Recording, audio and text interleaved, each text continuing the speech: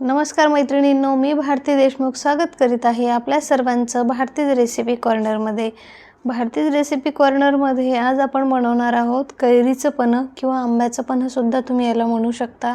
आता उन्हाळा लागलेला आहे तर सर्वांना थंड पेय पिण्याची खूप गरज वाटते, तर त्यामुळे आपण थंड पेयाबरोबरच हेल्दी ड्रिंक सुद्धा आहे हे, आणि हे फक्त आपण उन्हाळ्यामध्येच पिऊ शकतो। कारण आज आपण आंब्याचं पन्ह बनवणार आहोत। आंब्याचा सीजन सुरू आहे, उन्हाळा सुद्धा आहे, छान थंडगार असं आपण आंब्याचं पन्ह आज आपण बनवणार आहोत। तर एकदम टेस्टी असं हे आंब्याचं पन्ह बनणार आहे। व्हिडिओ शेवटपर्यंत नक्की बघा। आंब्याचं पन्ह जेव्हा करायचं असतं आपल्याला तेव्हा अशा आंबट कैऱ्याच आपल्याला त्यासाठी घ्यायच्या असतात, आणि त्या सुद्धा त्याच्यामध्ये कोय बनलेली आहे अशा कैऱ्या घ्यायच्या।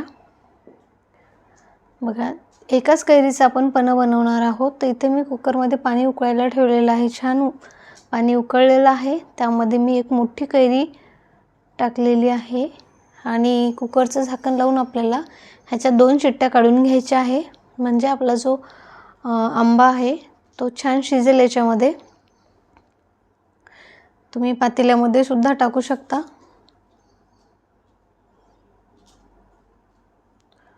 कुकरच्या 2 शिट्ट्या आपण काढून घेतलेल्या आहे।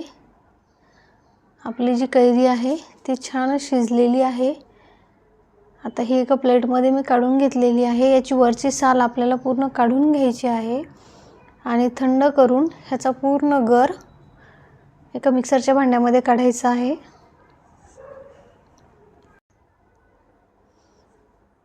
गरमच आहे थोडी कैरी, आणि याच्यामध्ये खूप छान जी कैरी होती माझी ती खूप छान होती, त्याच्यामध्ये भरपूर असा गर आहे। तर मी सुरुवातीला चमच्याने काढण्याचा प्रयत्न केला, पण हात पोळत होते थोडे। त्यानंतर मग मी हातानेच पूर्ण काढून घेतला, कारण खूप गर आहे याच्यामध्ये आणि तो चमच्याने काही निघत नाही आहे।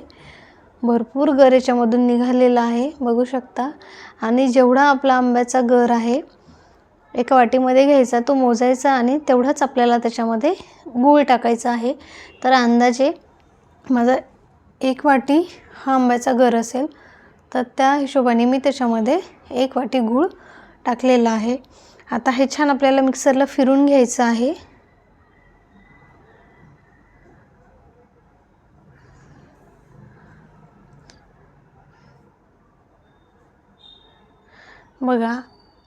असा याचा गर तयार झालेला आहे छान मिक्सरमध्ये फिरवल्यानंतर।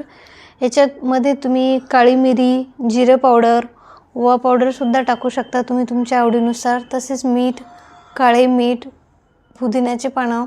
परंतु मला नाही वाटत मी जे हे एवढे मसाले टाकले तर हे माझ्या मुलाला आवडेल, त्यामुळे मी फक्त आंबट आणि गोड असा बनवण्याचा प्रयत्न करत आहे।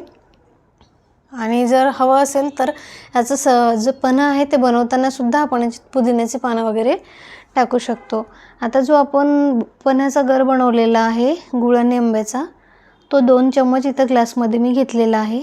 त्याच्यामध्ये टाकलेला आहे 1 चिमूट मीठ, आणि यामध्ये टाकलेलं एकदम थंडगार असं पाणी। आता हे छान आपल्याला मिक्स करून घ्यायचं आहे। आता झालेलं आहे आपलं पन्ह तयार।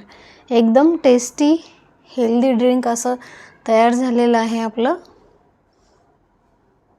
तर मैत्रिणींनो, फ्रीजरमध्ये असं आंब्याचा गर आपण बनवून ठेवू शकतो, आणि घरामध्ये पाहुणे आल्यानंतर इन्स्टंट आंब्याचं पन्ह सुद्धा त्यांना थंडगार असं सर्व करू शकतो। याच्यामध्ये आईस क्यूबसुद्धा टाकून तुम्ही अजून थंडगार पेय करून पिऊ शकता। किंवा आपण आंबा आणि गूळ यांचा जो गर बनवून ठेवलेला होता फ्रीजरमध्ये, तसंच आपण आईस मोल्डमध्ये टाकून त्याचे आईस क्यूबसुद्धा बनवून ठेवू शकतो, आणि वेळेवर इन्स्टंट असं छान हे ड्रिंक बनवू शकतो। तर भेटत राहूया असेच व्हिडिओमध्ये। थँक्यू।